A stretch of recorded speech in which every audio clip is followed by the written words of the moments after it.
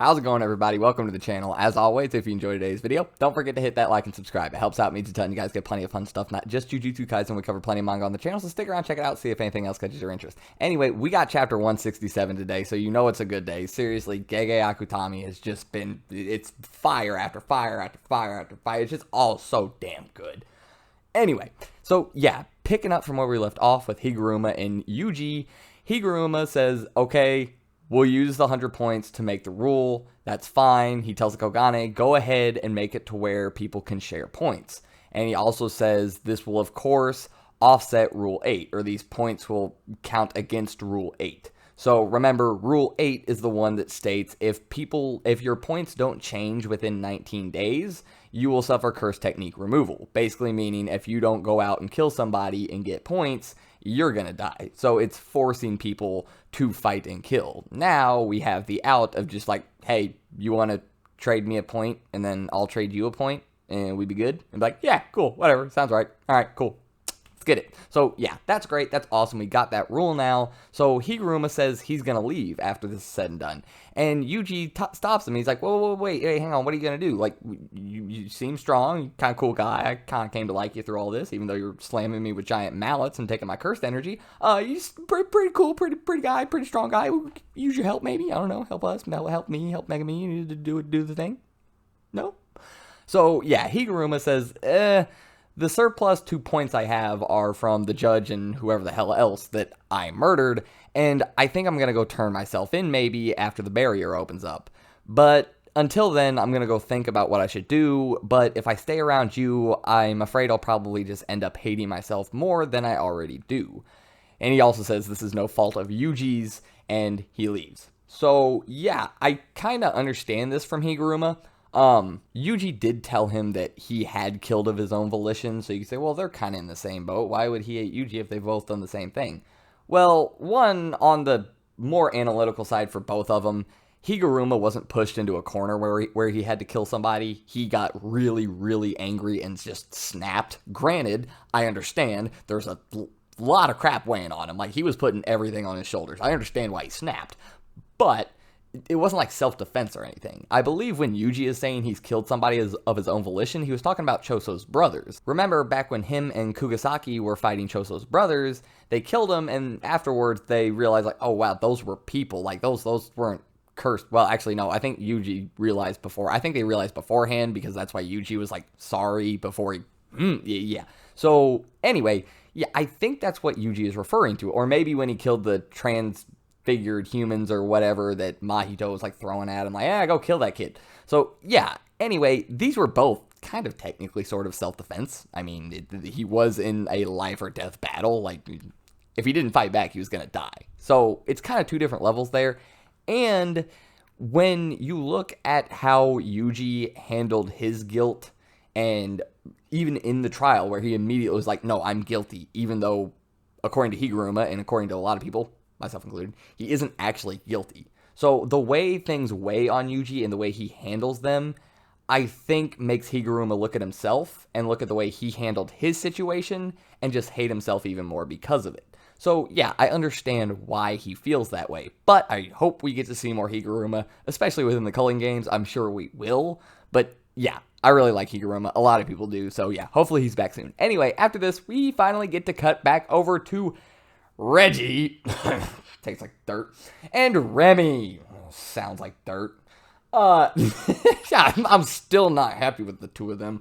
Anyway, this section of the chapter was still extremely good. So yeah, Reggie's sitting there, he's like, oh, good, you passed, that's awesome. And Megami's obviously sitting there like, what the hell are you talking about? He goes, I can already tell you're quite strong. If you were weak, I would have just killed you for points. But let me ask you a question. What do you think the purpose of the Culling games is? And let me stop right here and say, Reggie, I got some problems. All right, we still got a lot of bad feelings here, okay?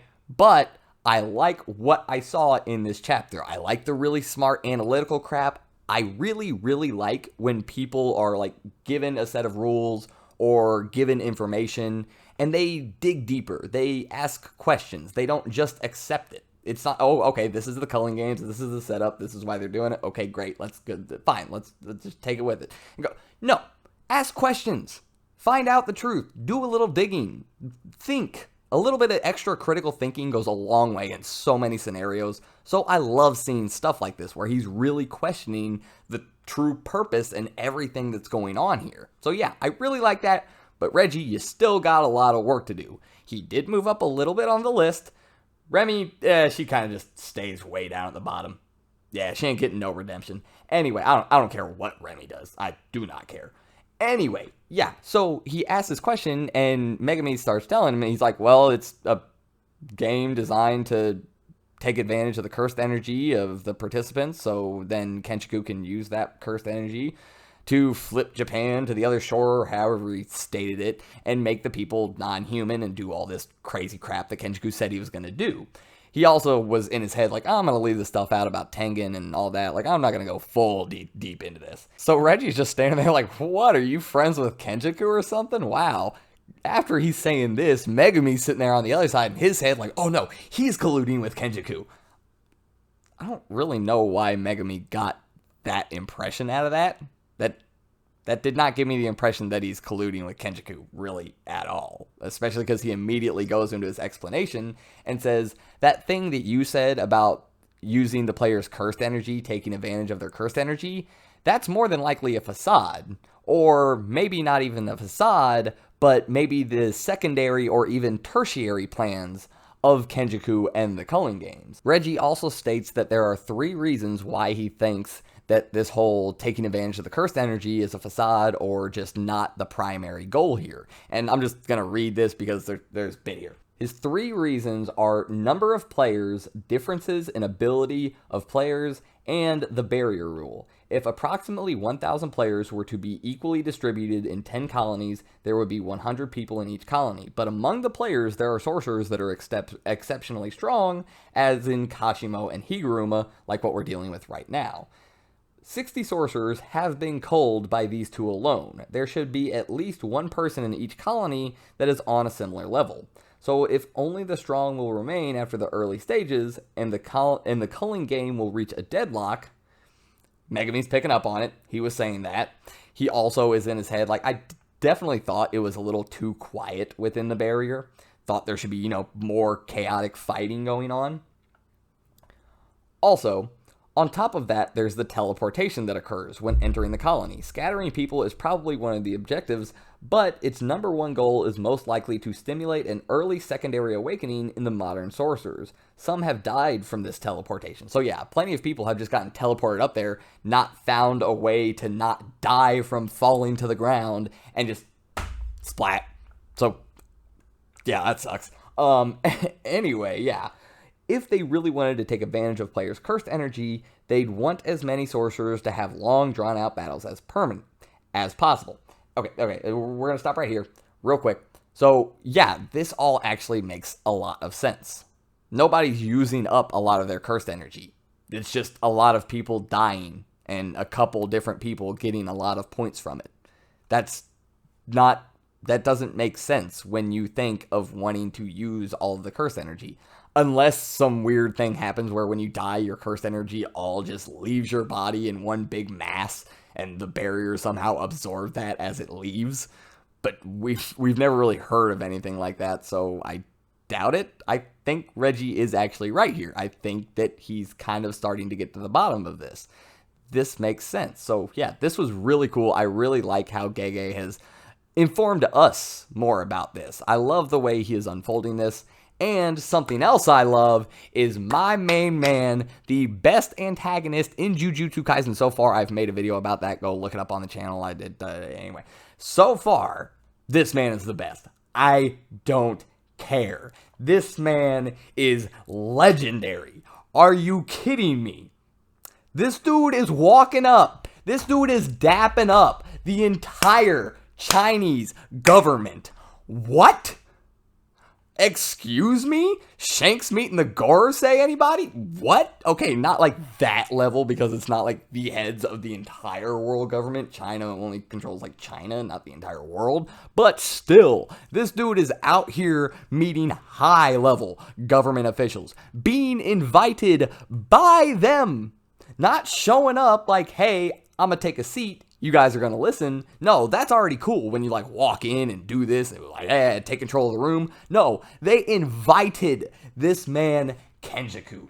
And this man doesn't have to do anything when he's on panel, and he's just so foreboding and amazing.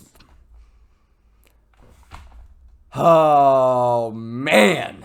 I love it. I love it. As somebody who has personally become more and more of a Kenjaku stan as time has gone on, that was amazing. I cannot believe this dude is meeting with the Chinese government. Alright, anyway, so yeah, cutting back to Higuruma and Megumi, because that's literally all we see. He walks in and they're like, sit down. And he just walks up like, thanks for inviting me. He's going to take his seat, going to have some conversations. I want to see where that goes. That interests me. Anyway, yeah, back to Reggie and Megumi. So Megumi has a couple questions for Reggie. Says, one, what about her? Say you're recruiting strong allies. She doesn't seem that strong. Remi's dumbass, and they're like, what do you say about me? You just shut the hell up. Anyway, yeah, so he says what? So when she's done serving her purpose as bait to do whatever, you just kill her and turn her into points? Reggie says, oh no, I would never do something like that. Remi's over there like, he's my real knight. He's the truth. He gonna protect me. And shut the hell up. Megumi, just turn. Megumi looked at her one time like, never show your face to me again. Megumi, do me a favor and make sure she can never show you her face again. Just right now, okay? Just send like the toad at her. The Well's Abyss. Mix the toad with Nue, I guess, if that's what it takes. I don't know. Just send a little toad at her. Have a little toad just smack her in the face one time with his tongue. She's going down. It's Remi. Nobody cares. Anyway, so Megumi's final question is, do you and your friends have 100 points combined? Reggie's, well, yeah. All right, good. There's going to be a rule soon that means you can transfer points. Give me your 100 points, and it'll all be okay.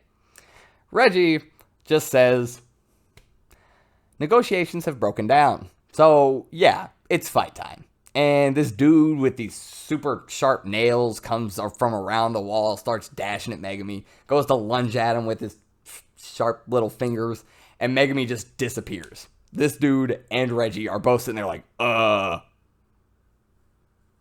what? The hell did he go? That's just not right. Anyway, I guess you guys want to go get lunch? And Megumi just pops up from the ground. Just pops out of the ground with him and Cone Totality still right there. Megumi grabs this dude from like the inside of the leg and then grabs his arm and just like contorts him over his freaking shoulders and throws this dude over the ledge. Okay, yeah, I'm about this. That was dope. And then he's not done. He just looks at him. The dude's literally like, oh, did you just do that to me? Megumi's looking dead at him as he's about to fall like, yeah, I'm not done. Nue comes out and just body slams this dude into the concrete. Didn't kill him. And that kind of turns into the point of the end of the chapter. Because we cut back and Reggie has just shoved a couple knives through the roof of Cone Totality's mouths. Don't do that to the good... Reggie, you started moving up. Now you're shoving knives through Good Boy. You're about to get knocked back down. You didn't get moved that far up. You started pretty low. All right, chill, Reggie. Anyway, yeah, he tells him, he goes, if you're not going to fight with the will to kill, if you're not going to go all out, you're going to regret it when you end up dead.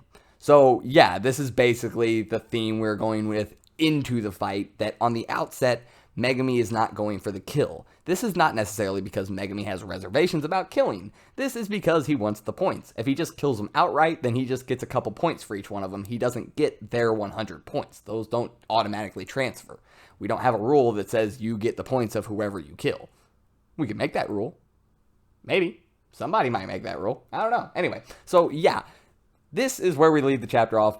Megumi is going to have to figure something out because he does want those points. We kind of need those points. We need to make a few more rules.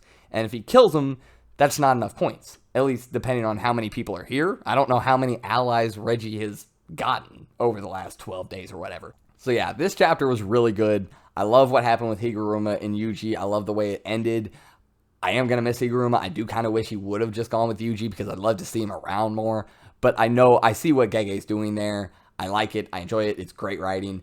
The stuff with Reggie, his really analytical, smart side, asking the questions, getting to the bottom of the stuff. I love that stuff. But it's Reggie, and he threw knives through Kone's mouth, so I don't know what's going on there. Not really a whole lot's changed. Remi, she's just going down the list. She is rock bottom. I don't care about Remi, and I want to see her die. I'm starting to doubt whether or not she will actually die. Damn it, Akutami. Anyway, I hope you guys enjoyed the chapter. I hope you enjoyed the video, and I'll see you guys next time. I'm out.